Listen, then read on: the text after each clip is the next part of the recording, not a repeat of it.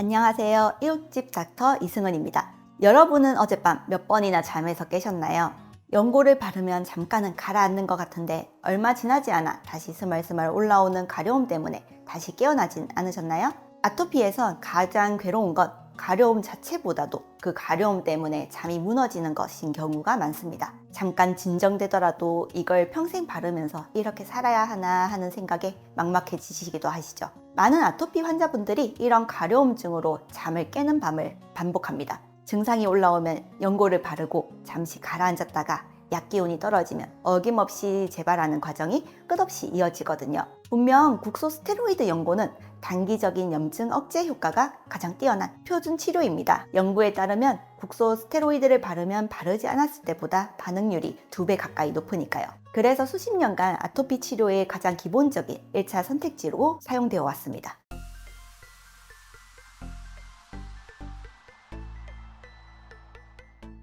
그렇다면 왜 우리는 밤마다 더 힘들어질까요? 답은 피부 표면이 아니라 그 안에 있습니다. 첫째, 우리 몸속에 24시간 생체 시계 때문입니다. 뇌에서 호르몬을 조절하는 시상하부는 우리 몸의 시계를 유지하고 신부 체온 변화에도 관여합니다. 신부 체온은 이른 아침에 가장 낮고 늦은 저녁에 가장 높아지는데 이 열은 가려움증의 강도를 증가시켜 밤에 가려움증을 유발합니다. 둘째, 염증 반응 및 가려움증을 억제하는 부신 피질 호르몬인 코르티솔과 같은 호르몬 또한 밤이 되면 낮아집니다. 항염 효과가 떨어지면서 야간 가려움증이 심해질 수 있는 거죠. 반면 인터루킨 같은 염증 매개체는 밤에 증가해 비렘 수면을 방해할 수도 있고 이는 가려움증의 체감과 수면 붕괴를 악화시킵니다. 세 번째로는 피부 장벽과 미생물의 균형입니다. 장벽 기능은 피부의 경피 수분 손실량으로 측정할 수 있는데 밤에는 이 경피 수분 손실량이 늘어서 장벽이 헐거워집니다.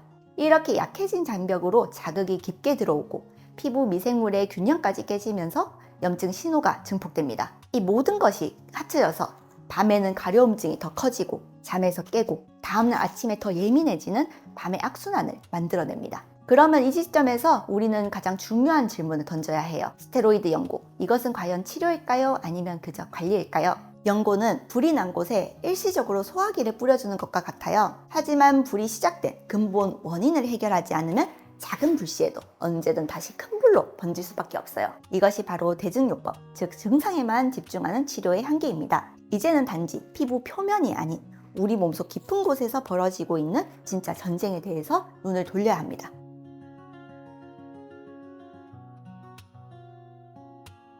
그렇다면 이 지긋지긋한 고리를 끊으려면 어디를 봐야 할까요? 이제 시선을 피부 밖에서 몸 안으로 돌려야 합니다. 아토피를 더 이상 단순한 피부 질환이 아니라 우리 몸의 스트레스 조절 시스템이 무너져서 생긴 전신 면역계 질환이라는 새로운 패러다임으로 바라봐야 합니다. 그 핵심에 바로 시상하부 내하수체 부신축, 즉 HPA축이 있어요.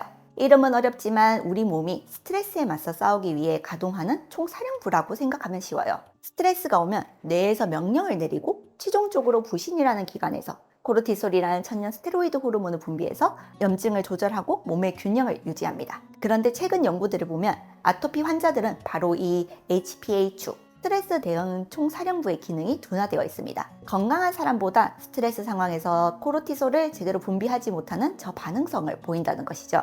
특히 아토피 증상이 심한 중증 환자 그룹에서는 무려 75%나 이런 HPA축 기능 저하를 보였다는 보고도 있습니다. 이것이 무엇을 의미할까요? 우리 몸이 스트레스라는 비상사태에 맞서 염증을 제어할 소방수를 제대로 파견하지 못하는 상태다라는 뜻이에요. 더 비극적인 사실은 스트레스가 만성화될수록 우리 피부도 스스로 염증을 악화시키는 상태로 변해버린다는 것입니다. 스트레스가 오래 지속되면 피부 세포가 자체적으로 코르티솔을 과도하게 만들게 되는데 이 코르티솔이 오히려 피부 장벽을 만드는 핵심 성분인 세라마이드 합성을 방해해서 피부를 스스로 허물어뜨리는 역설적인 상황이 벌어지거든요.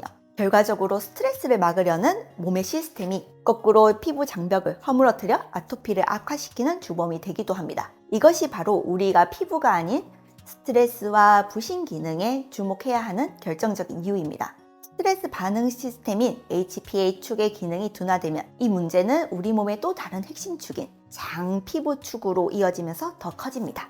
우리 몸의 면역세포의 70% 이상이 밀집된 곳이 바로 장이에요. 장은 우리 몸의 면역 시스템이 무엇이 적이고 무엇이 아군인지 배우는 가장 중요한 면역 훈련소인 셈이죠.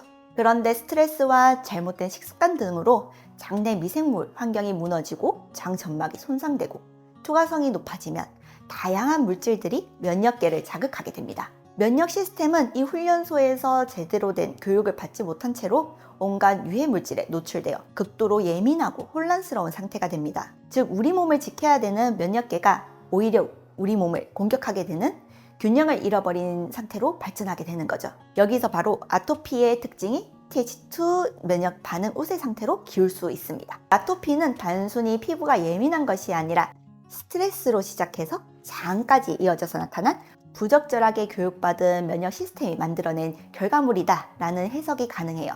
이처럼 스트레스는 정신적인 문제가 뇌신경계, HPA축을 교란시키고 그것이 면역계, 장, 피부축의 오작동을 일으켜서 최종적으로 피부의 질병으로 나타날 수 있습니다. 이 관점에서 보면 아토피는 명백한 전신 질환이에요. 피부는 단지 우리 몸속의 시스템이 완전히 붕괴되었다라는 사실을 보여주는 결과지에 불과한 것입니다.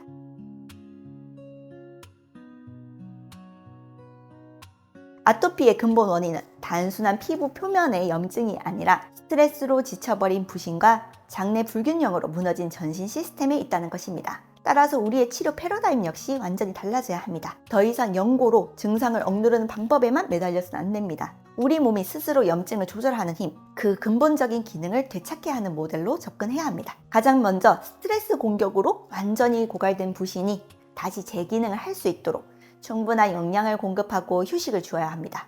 그리고 면역계의 훈련소인 장을 재건해야 하죠. 손상된 장벽을 회복시키고 유익균이 잘 자랄 수 있는 환경을 만들어서 면역계가 균형을 되찾을 수 있게 하는 과정이 반드시 필요합니다. 이런 근본적인 접근은 당장 증상을 가라앉히는 연고보다 당연히 더디게 느껴질 수 있어요. 하지만 이는 밑빠진 독에 구멍을 근본적으로 틀어막는 일입니다. 일시적인 증상 완화를 넘어서 재발의 고리를 끊고 더 이상 일시적인 연고에 의존하지 않는 건강한 삶을 되찾는 유일한 길이 될 수 있습니다. 이것이 기능의학적 관점이 주는 진정한 의미의 건강 회복의 가치입니다.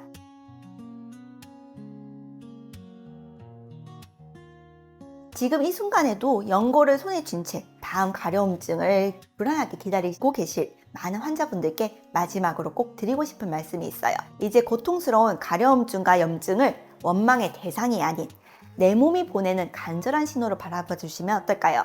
더 이상 피부만 보지 마시고 그 안에서 고군분투하고 있는 여러분의 몸 전체를 들여다보세요. 그곳에 진짜 원인이 있고 해답이 있습니다. 그 원인을 찾아 해결하려는 노력을 할 때 지긋지긋했던 고통의 굴레를 관리하고 삶의 질을 높이는 새로운 길이 열릴 것입니다. 지금까지 육지스타터 이승은이었습니다. 감사합니다.